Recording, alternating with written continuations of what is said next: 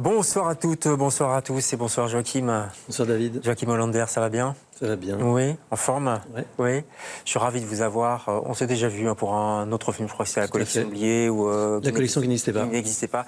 Ici, ça parle aussi plus ou moins de peinture, d'histoire de l'art, mais l'angle, on va dire, est différent. Ça s'appelle L'Académie des Secrets. C'est un très très beau film qu'on peut voir, attention, pas au cinéma, malheureusement, mais à Beaux-Arts. C'est pas mal aussi, la salle est superbe. Ce sera, on répétera les dates en fin d'émission, mais ce sera ce dimanche-ci, dimanche 1er février, le dimanche qui vient, et puis le 8 février, autour de la personnalité de Jean-Louis Schaeffer. On va en parler. Avant ça, 3 petites questions. C'est une tradition dans cette émission. Vous répondez un peu du tac au tac, hein, ce questionnaire de Proust. Si vous étiez, Joachim, une peinture, vous seriez quoi? Alors je dirais, comme en pensant au film que je présente ce soir, un film que m'a fait découvrir Jean-Louis Schaeffer, ce serait La mort de Procris de Piero di Cosimo. D'accord. Voilà, d'où sort le chien qui se trouve dans mon film. Ouais. Un chien énigmatique. On va en parler de ce chien. Et c'est vrai que ce tableau est superbe. Si vous étiez un film, je sais que vous adorez le cinéma. Ben oui. C'est difficile, ça, comme question. Faut choisir. Antonioni. Antonioni, je dirais L'Avventura. Oh, je suis tellement d'accord avec vous. Pour une disparition. Ouais. Une disparition. Est-ce que c'est une disparition fantasmée ou réelle? Le mystère. Vous aimez ça, le mystère, hein? Je pense. Je crois aussi. Et si vous étiez un livre, tiens, encore du mystère ou pas? Non, là, j'irais plutôt dans un des livres que j'ai lu quand j'étais jeune et qui m'a marqué. Sirius Vett, Tout ce que j'aimais. Ah ouais. La femme de Paul Auster. Waouh. Ah, ça donne envie de relire, ça donne envie de revoir Antonioni et ça donne envie aussi d'aller voir l'Académie des Secrets. On va en parler, vous êtes l'invité de LCR ce soir.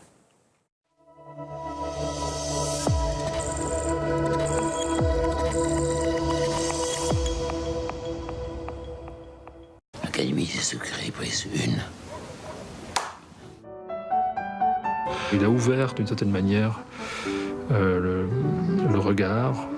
Il a rendu le regard beaucoup plus regard sur les choses, le regard sur les œuvres. Il l'a considérablement enrichi. Une grande partie du mystère des écrivains comme Jean-Louis, c'est de parvenir à ne pas perdre l'obscur. Il s'intéresse qu'à des choses complètement aberrantes. La magie, effectivement, la marginalité. À partir du moment où vous devenez de l'écriture, on disparaît. L'image ne ressemblait pas à ce qu'elle pouvait signifier. Vous voyez que, par exemple, là, le Salomé, c'est un acteur. Tout est faux. Alors, c'était quoi cette Académie des Secrets? Dans mon souvenir, c'est totalement dans la tête de Jean-Louis. Et nous sommes une association de malfaiteurs, enfin, en gros, c'est ça. Ce qui est très intéressant, c'est que c'est moi qui nommais les membres. C'est-à-dire que personne ne savait s'il en faisait partie ou non. Il y a beaucoup de choses qui deviennent réelles à partir du moment où on les désigne comme secrètes. Je vous imagine toujours avec ce regard du grand chien penché sur le corps de la nymphe Procris. Oui, comme un vieux chien.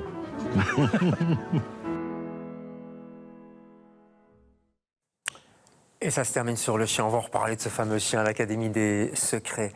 Quel film! C'est magnifique, Joachim. Franchement, ce film est une merveille. Je trouve une merveille d'intelligence, d'émotion contenue jusqu'à la dernière image, jusqu'à même la dernière phrase. Il faut voir le film pour comprendre ce que je dis. C'est un vrai bonheur. C'est diffusé à Beaux-Arts. On va en reparler. Et puis, c'est passionnant. Vous êtes réalisateur, Joachim, cinéaste, vidéaste, comme on dit, passionné par l'image, les archives. Et aussi, j'ai lu ça, les récits incomplets. Parce qu'ici, c'est quelque part aussi un petit peu ça. C'est une enquête, en fait, autour de cette fameuse Académie des Secrets. Vous grattez pour essayer de comprendre. Est-ce qu'elle a existé ou pas, finalement, hein? Est-ce qu'elle a existé? On ne va pas répondre. Je ne vais pas vous demander de répondre. Il faut voir le film. Mais c'était cette curiosité-là au départ ou pas? Alors, non, le point de départ, c'est vraiment Jean-Louis Schaeffer. Ouais. On va peut-être voir sa photo, d'ailleurs. C'est une personnalité assez incroyable dans l'histoire. Donc, Jean-Louis Schaeffer, c'est un écrivain qui est d'abord... En fait, ce qui est intéressant, c'est que d'abord, c'est un historien d'art. Ouais. Et finalement, au fur et à mesure des années, on peut dire vraiment, je pense, qu'il devient un écrivain, et c'est en ça aussi qu'il est intéressant, c'est-à-dire qu'il écrit sur l'art d'une manière non académique, c'est-à-dire qu'il va inventer quelque chose, je pense, dans l'esthétique, et il va lier le souvenir et la mémoire à l'image. Ouais. C'est exactement ce que dit quelqu'un, je ne sais plus si c'est un collectionneur ou un galeriste ou un historien de l'art lui-même. Il dit quand on a lu Jean-Louis Schaeffer, on ne sait plus voir une œuvre comme avant, en fait. Tout à fait. C'est Fabrice Elgotte, le directeur du musée d'art moderne, qui dit en fait qu'il voit cette œuvre quotidiennement et qu'avec Jean-Louis Schaeffer, en fait, il la revoit. Différemment. Je crois que c'était La femme au bain de Bonnard. Hein. Tout à fait. Le au bain, oui, tout à fait. Oui, c'est ça, tout voilà. Alors, c'est pas le tout de vouloir rencontrer Jean-Louis Schaeffer. Après, il faut le rencontrer. Comment ça s'est fait, la rencontre? Alors, c'est une collectionneuse mécène et éditrice qui s'appelle Sylvie Vinclair, qui m'a contacté en 2017, donc vous voyez, ça fait un bail. Qui m'a contacté. Elle avait vu La collection qui n'existait pas, mon film sur ce collectionneur Herman Daled, et elle voulait faire un film sur Jean-Louis Schaeffer. Elle avait déjà édité un livre sur lui qui s'appelle Une maison de peinture. Et elle cherchait un réalisateur que ça pourrait intéresser. Et il se fait que je suis né dans les livres. Mon père était éditeur. Et j'avais lu Jean-Louis Schaeffer. Maurice Hollander, Tout à fait. Et j'avais lu Jean-Louis Schaeffer. Et donc, quand elle m'a proposé de faire ce film sur un écrivain qui écrit lui-même sur l'image, j'avais l'impression d'un cadeau. Il y avait une évidence. Est-ce qu'il s'est laissé facilement approcher? Je précise qu'il est décédé en 2022. Vous l'avez rencontré beaucoup, il y a beaucoup d'interviews, il intervient beaucoup dans le sujet, dans le film. Est-ce qu'il s'est laissé facilement approcher? On voit que vous le suivez chez lui, à la maison, dans des musées. Il a un caractère. Ça, je pense, quand on voit le film, on sent qu'il a du caractère. Mais pour faire un film comme ça, il faut avoir confiance l'un dans l'autre. Et je pense qu'effectivement, quand on s'est rencontrés, il a vu que je lisais, que je l'avais lu. Il a senti que j'étais concerné. Et il faut dire qu'il a une cinquantaine de livres publiés chez POL, et je pense que j'en ai lu au fur et à mesure du film. Et ça, il l'a senti, quoi, J'allais vraiment chercher... alors, évidemment, j'allais chercher ce qui m'intéressait pour le film dans mes questions, dans mon travail. Mais c'est devenu une vraie relation. Parce qu'il a quelque chose de... impressionnant, mais dans le bon sens du terme. Vous voyez ce que je veux dire? Dans sa façon de voir les choses, dans sa façon de parler de l'image, du cinéma aussi. Il y a tout un chapitre sur le cinéma qui est vraiment passionnant. Il dit qu'il se sent même agressé un peu par le cinéma. Parce que les images, c'est vrai, on n'y pense pas. D'ailleurs, quand on est au cinéma, elles sont extrêmement grandes, ça bouge tout le temps. Enfin, il s'intéresse à l'image globalement. Vous savez, ce qui n'est pas évident et ce qui en même temps est un enjeu pour un réalisateur comme moi quand on fait un film comme ça, c'est au départ on sait que Jean-Louis Schaeffer il est méconnu du grand public. On se dit c'est un écrivain obscur, il raconte des choses qui nous intéressent, mais on se dit comment je vais faire pour toucher, alors je dis pas toucher le plus grand nombre quand même. On a envie de s'adresser à un public. Et donc c'est vrai que c'est un défi quand même. C'est un défi, et c'est grâce à Jean-Louis, qui est quand même quelqu'un qui a une grande humanité. Il m'a raconté des choses, je veux dire, voilà, là, vous donnez l'exemple, il se retrouve au cinéma, il n'a plus été au cinéma depuis très longtemps, et il s'y retrouve pour mon film, pour le tournage. Oui, on voit vraiment que c'est une mise en scène, quoi. Il dit effectivement que... en fait, il a peur tellement l'image est disproportionnée, tellement l'image est grande.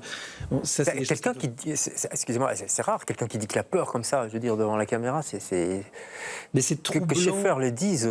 Mais c'est troublant pour quelqu'un qui s'est intéressé à l'image et qui s'est intéressé au cinéma toute sa vie.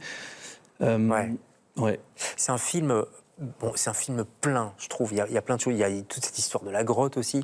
Il y a des fantômes, il y a des vampires, il y a un bison. Je fais exprès comme ça pour je distille. Il y a un téléphone qui se coupe, il y a cette auberge en Ariège, il y a la maison de la magie. Et puis il y a ce chien qu'on voit sur l'affiche là pour l'instant. On va peut-être le voir en photo aussi. Ce chien qui revient de temps en temps comme ça. Il est dans un tableau, il est dehors. Voilà. Vous aimez comme ça mettre un peu de mystère dans votre film? Mais de nouveau, je ne suis pas très partisan des talking heads. J'ai pas envie de faire un documentaire où je vais mettre je vais mettre des explications, des explications et des intervenants les uns après les autres. Et donc on essaie de fabriquer un récit avec les images qui sont les siennes. Ouais. Et ce chien, je tiens quand même à répondre parce que je pense que c'est important. Ce chien, qui au départ est une image, il sort de ce tableau. C'est la mort de Procris dont j'ai parlé juste avant. Il sort de ce tableau, il s'identifie, Schaeffer lui-même, à ce chien. Et finalement, Schaeffer qui disparaît en 2022, si vous voulez, ça c'est un peu la magie aussi du cinéma, c'est que ce chien, il peut revenir, puisque lui, il vit toujours, il peut devenir ce chien fantôme aussi, pour moi, après la mort de Schaeffer. Ouais. Et finalement, dans l'image, qui est l'image de mon affiche, là, par exemple, le chien revient dans une peinture contemporaine, qui est une peinture que j'ai demandé à un ami, Sébastien Bonin, de réaliser pour le film. Et donc, vous voyez ce chien qui traverse le film pour terminer sur une affiche, mais qui part d'une peinture. Oui, tout à fait. C'est un fil rouge. Et qui termine sur une peinture de Sébastien Bonin. Et c'est ça qui rend votre film extrêmement attachant, extrêmement poétique aussi. Je trouve qu'il y a une lecture poétique de tout le contenu de ce film. Il y a une couleur assez chaude aussi. Il y a une façon de filmer un peu en retrait. Vous êtes là, on vous voit parfois de dos, etc., souvent de dos. Mais voilà, vous êtes curieux et on est avec vous. Vous voyez ce que je veux dire? Tout à fait, tout à fait. C'était une volonté, ça, oui, c'était un point de vue. Oui, c'était un point de vue. C'est-à-dire que à un moment, j'ai beaucoup hésité à ma présence. Et à un moment, en fait, je suis son interlocuteur, je suis son premier interlocuteur. Et comme un des sujets de Jean-Louis Schaeffer et du film, c'est la question du spectateur, c'est aussi une invitation au spectateur que d'entendre, par exemple, ma voix qui est off, par exemple. Ouais. Par exemple, votre présence, votre voix, mais vous allez partout, vous allez jusque dans cette grotte, parce qu'il faut raconter l'histoire de cette grotte. On est en Ariège, moi je ne connaissais pas du tout cette histoire, quoi. Donc c'est là où il y a un bison qui est peint. Tout à fait, mais donc Jean-Louis a été invité par des amis commissaires dans les années 80 à la grotte de Bédéiac, et ils y ont fait des espèces de performances, ils ont dormi dans la grotte, et en fait, quand je me suis retrouvé à faire le film, à parler avec Martine Aboukaya, avec Jean Deloisy, on s'est dit, mais on va retourner dans la grotte pour le film. Ça, ce passage-là est incroyable, quoi, parce que là, tout d'un coup, on est dans l'aventure. Ce qui était très beau, c'est que finalement, on y est retourné après, c'est le hasard des calendriers des tournages, après le décès de Jean-Louis. Donc on avait vraiment la sensation de, vous savez, de partir sous terre. Ouais. Quand on parle de fantômes, on y est complètement. Un dernier mot sur cette Académie des secrets. C'est quoi finalement? On a du mal à cerner ce que c'est. Il y a plusieurs pistes d'ailleurs, et vous tranchez pas. Il y a plusieurs pistes. Au départ, je pense sincèrement que l'Académie des secrets, c'est une invention de Jean-Louis qui est, comme il dit à un moment, un caprice d'amitié. Oui, une anti-académie aussi. Une anti-académie. Après, évidemment, la chance, de nouveau, comme le chien, c'est qu'après la disparition de Jean-Louis, qu'est-ce qui reste? Il reste les amis pour raconter l'histoire. Et donc je pense que l'Académie des secrets, c'est aussi ça. Il y a un glissement qui fait que l'Académie des secrets, elle est dans ses amis qui se retrouvent dans la grotte. Oui, parce qu'il n'y a pas de traces vraiment de cette Académie des secrets. Il n'y a pas... Quelques traces. Quelques. On en voit 2, 3, mais franchement, elles sont ténues quand même, non? Elles sont ténues, mais c'est quand même la preuve que ça existait. Ouais. Je me demande ce qu'il aurait pensé de votre film, Jean-Louis Schaeffer. Vous avez pensé à ça, j'imagine. J'y ai beaucoup pensé. Vous savez, je me suis retrouvé presque une année à monter le film sans mon interlocuteur principal, qui était lui. C'est quand même quelque chose. Mais j'espère qu'il aurait apprécié. En tout cas, vu les retours, j'ai l'impression que ça émeut, en tout cas, des gens de rencontrer, pour ceux qui ne le connaissaient pas, de découvrir cet écrivain. Les retours sont très très bons. Il est sorti en France, le film, déjà, je crois, avec avec d'excellentes critiques. On espère qu'on pourra le voir un peu plus aussi qu'à Beaux-Arts. Je ne sais pas si vous avez des pistes là-dessus. C'est en train de... Peut-être en télé aussi. Ouais. Allez, il nous reste très peu de temps pour votre coup de cœur. C'est une tradition dans cette émission. Vous m'avez parlé d'un bouquin que moi, je ne connaissais pas, même une autrice que je ne connaissais pas. Je voulais une voix féminine. Et j'ai pensé à un livre récent que j'ai lu qui s'appelle « Un désir démesuré d'amitié » de Hélène Gianecchini. Alors pourquoi en 2 mots? De nouveau, par rapport à des questions d'amitié, de nouveau, l'autrice invente et réfléchit à des nouvelles formes d'amitié et de faire famille. Et je vois aussi des liens avec mon film. C'est un très très très beau livre. Bon, Un désir démesuré d'amitié d'Hélène Gianecchini. Voilà. J'y suis arrivé. Et le film, surtout, ça s'appelle l'Académie des secrets. Vous pouvez le voir, allez le voir. Vraiment, ça vaut le coup, ça vous remplit. Moi, j'ai vu 2 fois, donc et je crois que je vais le voir 3 fois. En tout cas, pour le public, c'est à Beaux-Arts. C'est ce dimanche à 16h30 et le dimanche 8 février à 16h30 aussi. Allez sur le site de Beaux-Arts pour les places. Merci beaucoup, Joachim, d'être passé chez nous. C'est un plaisir. Beaucoup, David. Et nous, on se retrouve demain avec d'autres invités. Bonsoir.